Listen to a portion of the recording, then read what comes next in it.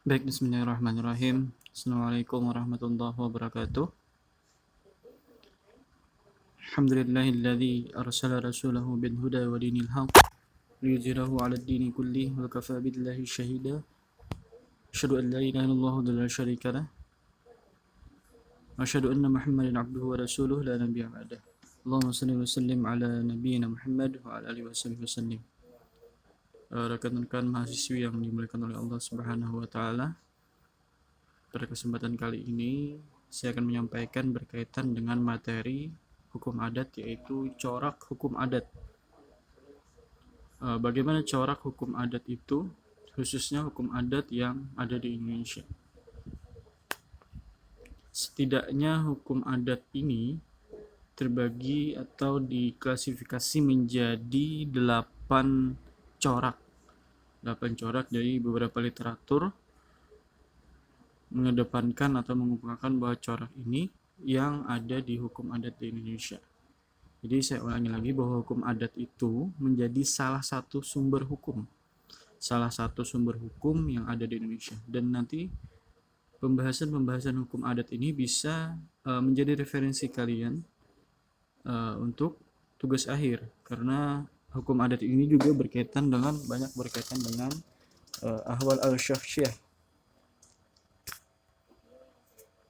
Misalkan hukum adat perkawinan, itu bisa jadi bahan penelitian kalian nanti. Atau waris, bagaimana adat waris misalkan di suku Dayak atau segala macamnya, itu bisa menjadi referensi dan masalah untuk kalian untuk diteliti. Kita masuk ke corak pertama, yaitu tradisional. Nah, tradisional ini yaitu tradisi turun-temurun. Jadi corak ini menjadi corak yang pertama, yaitu hukum adat itu sudah turun-temurun sejak dahulu kala dari leluhur sampai anak cucu. Nah, eksistensinya tetap dipertahankan. Jadi hukum adat ini biasanya pasti berkaitan dengan nenek moyang, kemudian leluhur yang diwariskan ke keturunannya, dan eksistensinya dipertahankan oleh keturunannya. Jadi sifatnya tradisional, turun temurun dari dahulu kala. Nah, gitu ya. Misalkan adat apa yang ada di Kalimantan Tengah diturunkan ke turun temurun. Itu corak pertama, corak tradisional. Nah, yang kedua yaitu biasanya coraknya itu terkait religio magis atau masalah keagamaan. Nah, jadi sebenarnya adat-adat ini di Muhammadiyah dalam hal ini ditinjau dalam hal ada yang masalah-masalah dalam hal ini yang tidak sesuai dengan syariat. Itu untuk di Muhammadiyah. Tapi kita sekarang membicarakan terkait dengan bagaimana hukum adat itu eksistensinya dan juga coraknya. Jadi si corak yang kedua itu biasanya itu masalah keagamaan atau religio magis. Jadi hukum adat itu mengandung kaidah-kaidah kekuatan gaib misalnya dan kepercayaan kepada Tuhan yang Maha Esa. Kemudian mayoritas masyarakat Indonesia percaya bahwa Tuhan itu ada, namun banyak juga yang percaya bahwasanya yang ada di Indonesia ini memiliki jiwa. Nah, contoh dulu kan awal-awal yang ada di Indonesia itu animisme, dan setiap kegiatan di bumi ini diawasi oleh makhluk-makhluk lain. Kemudian corak ketiga yaitu kebersamaan, dalam hal ini komunal, berkelompok. Nah, corak ini dalam hukum adat kepentingan individu diberat di bawah kepentingan bersama. Nah, ini karena biasanya kan musyawarah terus berembuk, itulah masyarakat adat biasanya. Dan juga nanti itu materi kita sendiri, masyarakat adat. Nah, biasanya hal-hal ini diadopsi atau diserap oleh hukum positif di Indonesia, dalam hal ini filosofis Groundslah, dalam hal ini Undang-Undang Dasar Negara Indonesia tahun 1945. Jadi perekonomian disusun sebagai usaha bersama berdasar atas asas kekeluargaan, pasal 33 ayat 1. Nah, asas kekeluargaan ini yang diadopsi daripada hukum adat, yaitu corak kebersamaan atau komunal. Kemudian konkret dan visual. Konkret itu artinya jelas, nyata. Yang kedua, visual artinya tidak tertutup atau kelihatan, jelas, tidak tersembunyi. Hal tersebut terlihat dalam kegiatan-kegiatan seperti contohnya transaksi tunai dilakukan saat itu juga disaksikan oleh banyak orang, penyerahannya saat itu juga. Contohnya jual beli tanah. Nah, ini adat ya yang berlaku yang pernah dilakukan Indonesia. Ini ada janji atau boroh saat membeli. Jadi kalau A sudah memberi tanda jadi kepada B, maka B tidak boleh lagi menjual kepada orang lain lagi. Nah, ini contoh adat jual beli yang berlaku di masyarakat Indonesia zaman dulu. Nah, kemudian terbuka dan sederhana. Jadi hukum adat itu coraknya terbuka, artinya menerima masuknya unsur-unsur asing sepanjang tidak bertentangan dengan jiwa dan semangat hukum adat tersebut. Sederhana artinya bersahaja, tidak bertele-tele, mudah dalam administrasinya dan saling percaya.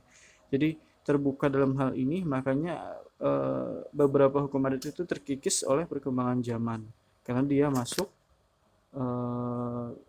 budaya-budaya lain yang dari luar, budaya-budaya asing dan akulturasi, maka hal itu berubah dan dalam arti ini menjadi terbuka. Yang kemudian sederhana artinya tidak ribet, kemudian administrasinya biasanya menyesuaikan dengan keadaan kondisi di wilayah tersebut atau adat tersebut. Selanjutnya itu tidak dikodifikasi. Jadi hukum adat itu tidak dibukukan. Jadi tidak buat satu buku, tidak tertulis seperti dalam kitab undang-undang misalnya KUHP. Nah, hal ini membuat hukum adat mudah diubah, namun ada yang tertulis tapi tidak mengikat semua kalangan, hanya untuk orang tertentu saja, misalnya hanya untuk keluarga orang kerajaan atau bangsawan, adapun tertulis namun tidak secara sistematis. Ini corak, jadi kebanyakan hukum adat itu tidak tertulis karena warisan itu turun temurun, penerapannya hafal masyarakat di situ. Nah, lalu tidak tertulis, tapi ada yang tertulis, tapi biasanya berlaku untuk kerajaan golongan tertentu misalnya. Tapi ini juga sebenarnya tidak mesti ya, karena misalkan contoh di kerajaan Banjar dulu, dalam ini ada namanya Kesultanan Banjar dulu, ada namanya Undang-Undang Sultan Adam. Nah, itu pernah dilakukan penelitian, ternyata isinya tentang kaidah-kaidah hukum adat pada saat itu. Jadi ada juga yang dikualifikasi sebenarnya. Nah, kemudian dapat berubah dan menyesuaikan diri. Jadi hukum adat juga dapat disesuaikan dengan kesesuaian. Misalnya dahulu harta hanya diberikan pada laki-laki saja dan perempuan hanya diberikan karena kasihan iba. Nah, ini dulu ya. Kemudian namun hal ini berubah karena saat ini sudah ada persamaan hak antara laki-laki dan perempuan. Jika dahulu tidak boleh menikah dengan satu marga, maka sekarang sudah bisa. Ataupun harus dengan kasta misalkan, tapi sekarang sudah tidak bisa dibatasi itu. Nah, yang terakhir yaitu musyawarah dan mufakat. Ini adalah ciri utama dari hukum adat. Kasus ini diadopsi oleh Undang-Undang Dasar Negara Indonesia 1945. Dalam hukum adat, hal ini tujuan untuk menyelesaikan beberapa konflik. Sangat jarang ada kasus yang sampai ke meja pengadilan. Hal ini pula menjadi ciri khas kita bangsa Indonesia, murah berteman, murah senyum, dan suka berdamai. Jadi ada penelitian dari Profesor Fauzi Asri itu bukan Fauzi Asri. Dia meneliti tentang adat badamai. Nah, adat badamai itu terjadi di adat yang dilakukan oleh masyarakat Kalimantan, adat badamai. Nah, itu menarik untuk dibaca dan juga diteliti. Ya, adat badamai itu bagaimana kebiasaan masyarakat adat, yaitu ketika ada masalah maka dirundingkan, dimusyawarahkan, damai. Nah, disitulah itu ciri khas dan diadopsi oleh negara Indonesia menjadi hukum positif, makanya ada majelis permusyawaratan rakyat. Nah, demikian itulah 8 corak hukum adat yang ada di Indonesia, dan ini menjadi dasar bagaimana nanti hukum adat itu keberlakuannya dan perkembangannya sampai sekarang. Culture. Jadi pentingnya hukum adat itu kalau dapat Lawrence Friedrichsman.